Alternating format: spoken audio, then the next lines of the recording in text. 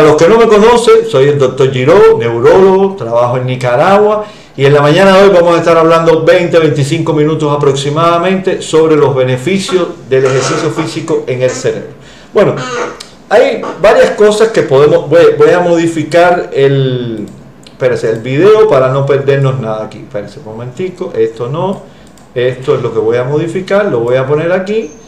Y vamos a ponernos en este rinconcito porque lo más importante aquí es ver la información y no el video mío. ¿Ya? Perfecto. Bueno, muchas gracias a todos los que se van conectando. Así que ejercicio físico y cerebro. Esta será la primera charla. Serán 3 en total en el mes de octubre que hablaremos de ejercicio físico y cerebro. Segunda charla va a ser de enfermedades neurodegenerativas y ejercicio físico, y la otra charla será también de ejercicio físico pero en otras enfermedades neurológicas y neuropsiquiátricas como tal. Bueno, vamos a comenzar. Para iniciar a hablar de ejercicio físico y cerebro tenemos que hablar de algunos conceptos que son importantes, que sin estos conceptos uno no puede entender los beneficios reales del ejercicio físico. Y vamos a hablar de un primer concepto que se llama neuroplasticidad. ¿Qué cosa es la neuroplasticidad? Bueno, esto viene como del término plastilina, ¿no? Es decir, que es moldeable, ¿no?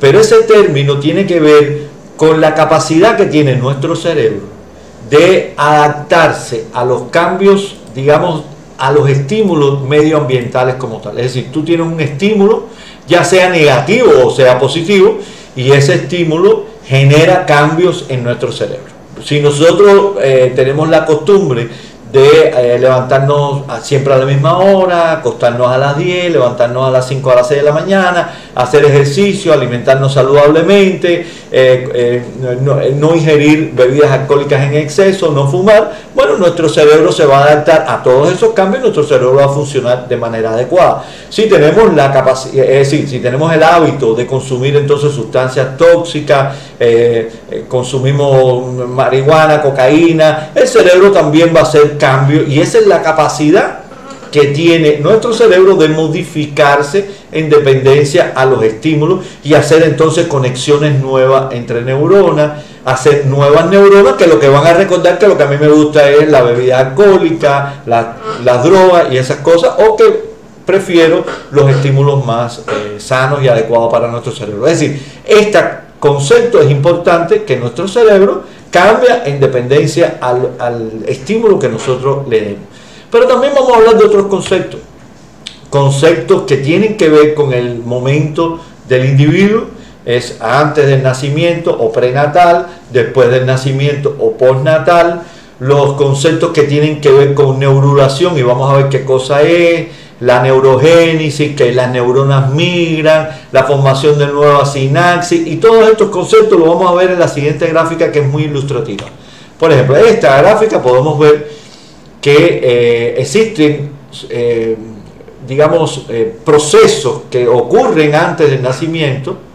Esta línea discontinua es el nacimiento, y existen otros procesos que, aunque ocurren antes del nacimiento, van a seguir en el transcurso de la vida acompañándonos a la formación de nuestro cerebro. Vamos a hablar del primero. El primero se llama neurulación y es la formación del tubo neural. Es decir, cuando uno tiene, voy a coger una hoja aquí para entendernos, cuando uno tiene unas semanas de vida, 1 o 2 semanas de vida, el cerebro es como si fuera una hojita así, ¿no? Y esa hojita se va uniendo, se va plegando y va formando un tubo. Y ese tubo se llama tubo neural. Y en la parte superior del tubo va a estar nuestro cerebro con un desarrollo grande, con formaciones de nuevas neuronas, como se llama este proceso, neurogénesis, con la migración de muchas neuronas, que se llama migración neuronal, y todo este proceso va a formar el cerebro y la médula espinal. Esa formación del tubo neural se llama neurulación, y no es nada más y nada menos que esta hojita que se va plegando, se va uniendo, se forma un tubo, y después se va formando esto que va en un futuro a ser el sistema nervioso central, lleno de neuronas que se van desarrollando hasta que se forman tanto que se hacen los pliegues y hacen surcos y todas esas cosas, y en el transcurso de años el cerebro nuestro es de esta manera, así. Es decir, que es lleno de pliegue, pero eso es debido a un desarrollo lento y progresivo, y a un crecimiento y a una formación de neuronas y una serie de procesos que ocurren tanto antes del nacimiento como después del nacimiento. Entonces, lo que ocurre después del nacimiento es la mielinización, que ya va ocurriendo desde antes, pero esta mielinización es la formación de mielina. Recuérdense que está la neurona, y la neurona tiene un axón que está forrado, por decirlo de alguna manera, de mielina, es como la goma de los cables.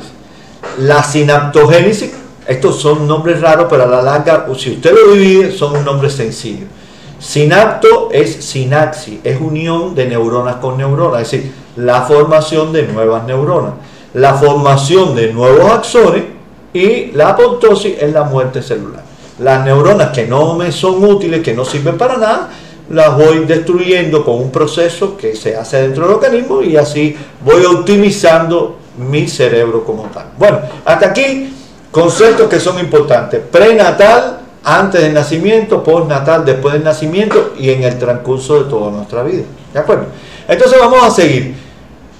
Para que tengamos idea de qué es lo que sucede, cuál es la magnitud del desarrollo del cerebro después que uno nace, vamos a presentar estas imágenes de resonancia magnética, en la cual en un recién nacido, mire qué tamañito tiene el cerebro, en un niño de 1 año y en un niño de 2 años, cómo se puede ver el crecimiento de nuestro cerebro. Y esto es debido a la mielinización, a la formación de axones, al crecimiento de áreas del cerebro, y esto tiene una correlación con lo que sucede socialmente con el niño. El niño, cuando está recién nacido, mira las luces, ni sonríe, no orgea, pero ya cuando tiene 1 año habla, camina, y esto es decir, va desarrollando determinadas áreas que le van dando cambios al niño, digamos, desde comparativamente con años anteriores. Bueno,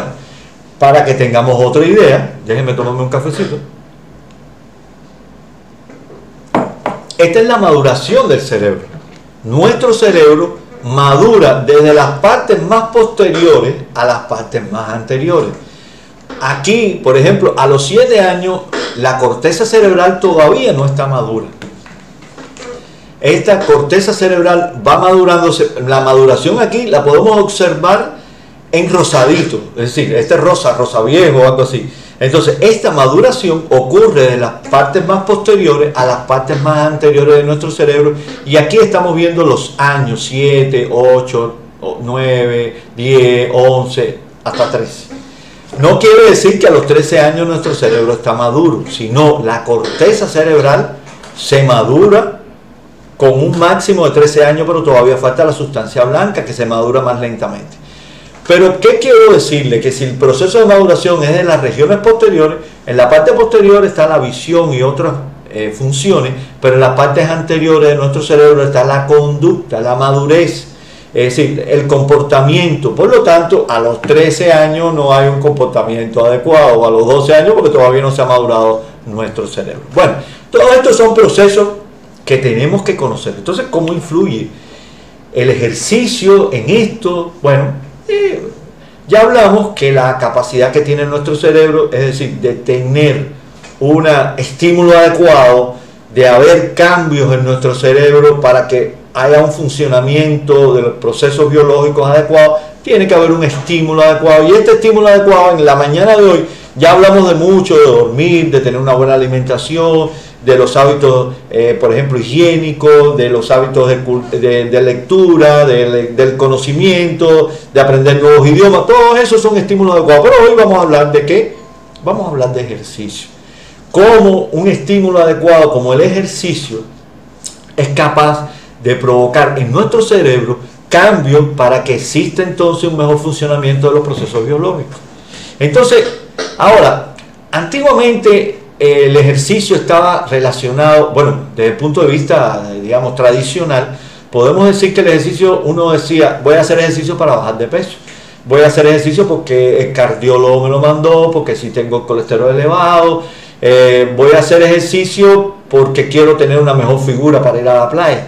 Entonces, como que uno, las personas que hacían ejercicio con pesa, los veía como que vanidoso, que alardoso, como le gusta exhibirse. Aquí en Nicaragua se dice que es fachento, pero en realidad es el ejercicio, tanto el de pesa, que son ejercicios anaeróbicos, y vamos a hablar de eso a continuación, como los ejercicios aeróbicos mejoran el funcionamiento de nuestro cerebro. ¿Y de qué manera sucede esto? ¿Cómo influye el ejercicio físico en el funcionamiento de nuestro cerebro? Yo voy a hablar de algunos de los que ya son evidencia. ¿Qué cosa es una evidencia? Evidencia es algo que está demostrado desde el punto de vista científico mediante estudios preclínicos en animales o estudios en personas, o le han hecho resonancia magnética funcional o resonancia magnética estructural y han sido capaces de hacer un experimento y medir cómo influye el ejercicio físico en el funcionamiento del cerebro. Por lo tanto, le voy a poner algunos puntos, que son aproximadamente 8 o 9 puntos específicos de qué es lo que sucede en nuestro cerebro, y ya ustedes van a darse cuenta de lo que mejora el ejercicio físico y qué pudiera mejorar en qué tipo de enfermedades, porque no quiero adelantar las próximas charlas, pero vamos a hablar de ejercicio físico en situaciones o procesos biológicos específicos. Y vamos a hablar del primero. Primero, el ejercicio físico es capaz de regular la relación hipotálamo-hipófisis. Es decir, el hipotálamo está en esta región que está aquí, aproximadamente aquí abajo está la hipófisis, y la hipófisis se encarga de segregar una serie de hormonas, pero fundamentalmente vamos a hablar de vamos a hablar del cortisol. Pero también el hipotálamo tiene que ver con el centro que regula la transmisión de un sistema nervioso que se llama sistema nervioso autónomo, que tiene que ver con la frecuencia cardíaca, con la tensión arterial, con los movimientos peristálticos, con la ansiedad, con la depresión, con todo. Por lo tanto, si hacemos ejercicio, regulamos el eje hipotálamo hipoficiario, podemos reducir los niveles de colesterol y mejoramos sencilla y llanamente la ansiedad. Por lo tanto, en las recetas médicas de todo psiquiatra, de todo neurólogo que ve a un paciente ansioso, de todo internista, debe hacer ejercicio físico. ¿Pero qué tipo de ejercicio físico? Bueno, hay muchos ejercicios físicos que mejoran la ansiedad. Podemos hablar de yoga, podemos hablar de correr, de caminar, pero también las pesas mejoran, el ejercicio de pesa, el ejercicio que genera masa muscular, mejora el eje hipotálamo hipoficiario y mejora también la ansiedad como tal. Seguimos, otro proceso. Bueno, el ejercicio físico mejora la función de las mitocondrias. ¿Qué son las mitocondrias? Dentro de cada célula, nosotros tenemos una estructura, por decirlo de alguna manera, que se llama mitocondria, que se encarga de producir energía. Es decir, usted puede comer, usted puede decir, pero esa comida, ¿cómo se convierte en energía? ¿No?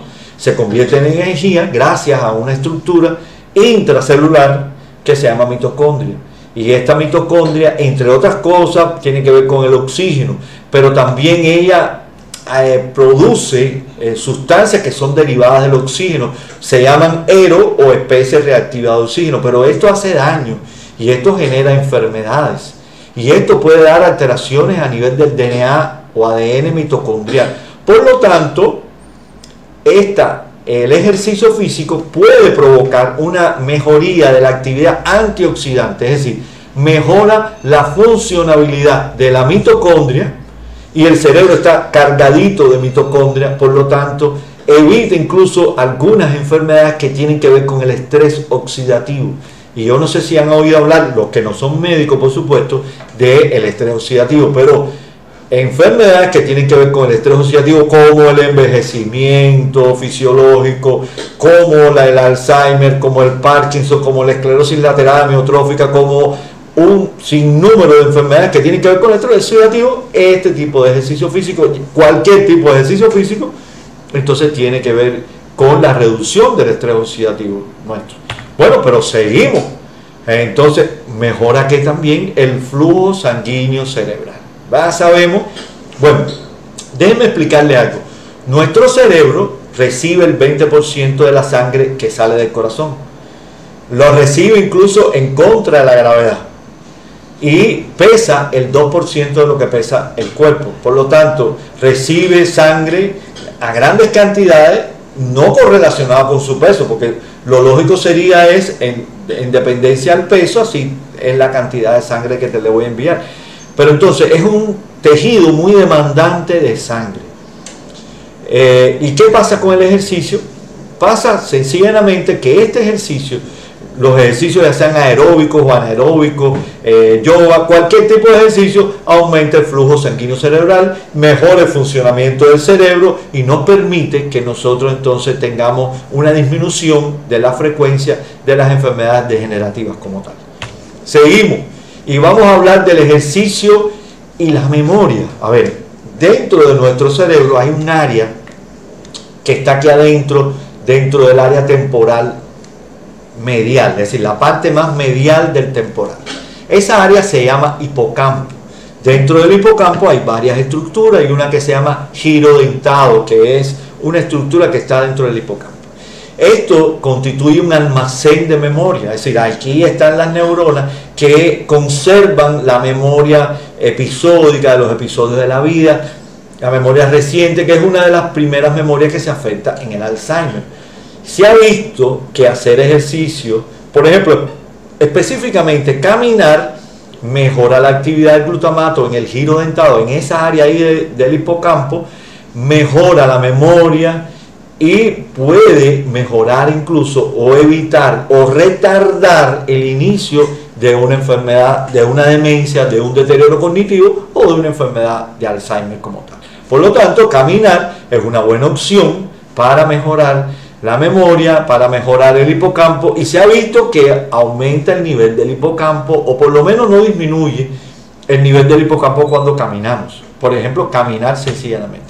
Bueno, hay estudios volumétricos que lo han medido, estudios de resonancia magnética, y lo han podido demostrar. Es decir, que no es, a mí me parece que caminar mejora, según mi criterio como neurólogo, no es mi criterio como neurólogo. Han tomado pacientes que han tenido una actividad física determinada de forma continua, le han hecho estudios volumétricos. ¿Qué cosa es un estudio volumétrico? Es hacer una resonancia magnética, que tú midas el volumen de esa estructura cerebral. Yo quiero medir el volumen, por ejemplo, del cerebelo, quiero medir el volumen del cerebelo y lo hago hoy, el estudio volumétrico.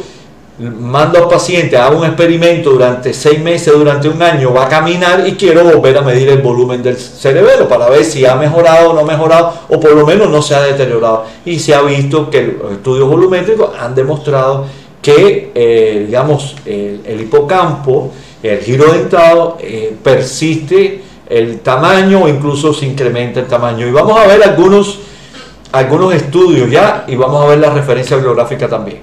Pero también entonces hace que la barrera hematoencefálica, ¿qué cosa es la barrera hematoencefálica? La sangre llega a nuestro cerebro y se filtra para que lleguen los nutrientes, pero si uno deja pasar, es como las aduanas o a las fronteras, si uno deja pasar a todas las personas de forma libre, entonces pueden entrar los buenos y los malos. Entonces, ¿qué sucede en la barrera hematoencefálica? Que hay poros por los cuales los malos no pueden entrar. ¿Y qué es lo que sucede cuando uno hace ejercicio? Sucede que se cierra aún más la barrera hematoencefálica y es más estricto a la hora de entrar algunas sustancias negativas. Por lo tanto, el ejercicio físico hace que se proteja aún más el cerebro, que lleguen menos sustancias inflamatorias que dañan nuestro cerebro. Entonces, a través del fortalecimiento de la barrera hematoencefálica protegemos nuestro cerebro como tal. Otro elemento importantísimo, aumentan los opioides, las sustancias que uno tiene, neurotransmisores, neuromoduladores, que tienen que ver con el dolor. Incluso tienen que ver con receptores que mejoran el dolor. Por lo tanto, caminar, hacer ejercicio, además de ser una actividad que mejora otras cosas, mejora los músculos, mejora la grasa corporal, mejora el funcionamiento desde el punto de vista cardiorrespiratorio, nos disminuye el dolor, ya sea de neuropatías, de migrañas, de cefaleas de tipo tensional, porque aumenta la actividad del sistema de opioides, de opioides endógenos que uno tiene, y así mejora el dolor. Esto es algo importantísimo para alivio del dolor.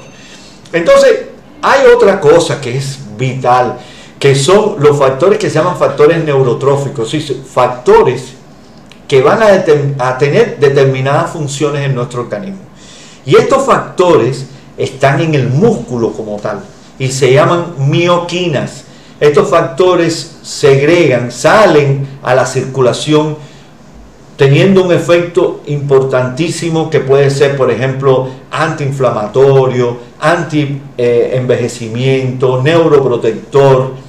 Y hay algunos que se ha visto el papel directo, por ejemplo, en la enfermedad de Alzheimer, que se llama iricina. Y ya se lo doy para que ustedes vayan anotando. Iricina. Esa mioquina que sale del músculo. ¿Y cuando sale del músculo? Cuando nos movemos, cuando hacemos ejercicio. Cuando hacemos ejercicio de fuerza. Y los ejercicios de fuerza no necesariamente uno tiene que ir a un gimnasio. Bueno, lo ideal sería un gimnasio con un personal trainer o con un entrenador personal o con alguien que lo guíe, pero hacer sentadillas, hacer pechadas, comprarse unas mancuernas o simple y llanamente un pomo lleno de agua o algo con arena, y podemos hacer una serie de ejercicios sin la necesidad de ir a un gimnasio. ¿De acuerdo? Pero estos factores neurotróficos, por ejemplo, el BDFN y el IGF-1, son factores que protegen a nuestro cerebro, que son neuroprotectores y que son factores que están relacionados con un sinnúmero de enfermedades neurodegenerativas y tienen una funcionalidad como protección al envejecimiento fisiológico como tal. Bueno, entonces, hablando de otros procesos, ¿qué pasa con los procesos que ya vimos anteriormente, como la formación de nuevas sinapsis, formación de nuevas neuronas, formación de nuevas glías, formación de nuevos vasos, como estos procesos que estamos viendo aquí? Bueno, sí hay formación de nuevos vasos sanguíneos. Si yo a través del ejercicio formo nuevos vasos sanguíneos en el cerebro, quiere decir que está más irrigado nuestro cerebro. Siempre en las consultas muchos pacientes nos dicen: doctor, necesito un oxigenante cerebral. El mejor oxigenante que hay es el ejercicio. Entonces, la primera cosa que uno le sugiere al paciente, bueno, vamos a hacer ejercicio como medida preventiva y medida para mejorar la enfermedad o para prevenir las enfermedades. Entonces, la formación de nuevas neuronas. Antiguamente, hace muchos años, uno decía: con las neuronas que nace te vas a morir, y no es así. Las neuronas, uno nace con las neuronas, pero se van generando nuevas neuronas en la medida que va pasando el tiempo con el estímulo adecuado. Recuérdese que el cerebro tiene la capacidad plástica de hacer cambios en dependencia al estímulo que reciba. Y entonces se forman nuevas neuronas, se forman nuevas glías. Glías son unas células que ayudan a las neuronas a funcionar. Se forman nuevas sinapsis y hay una serie de procesos que son indispensables para el funcionamiento de nuestro cerebro, que los garantiza el ejercicio físico como tal. Bueno, ya hablamos de las mioquinas que tenían un efecto antiinflamatorio. Aquí dentro de las mioquinas también entra una que se llama iricina. Esta interleuquina, IL quiere decir interleuquina, que provoca una serie de enfermedades, y el ejercicio físico hace que haya una disminución de las enfermedades inflamatorias a todos los niveles. Llámese enfermedades inflamatorias reumatológicas, digestivas, enfermedades reumatológicas a nivel del músculo, a nivel de las articulaciones, a todos los niveles, no solamente a nivel del cerebro como tal. Bueno, mire, le voy a presentar una publicación que, aunque fue hecho con pocos pacientes, a mí me gusta mucho, porque es una publicación que ellos miden el grosor de la corteza cerebral en 45 sujetos.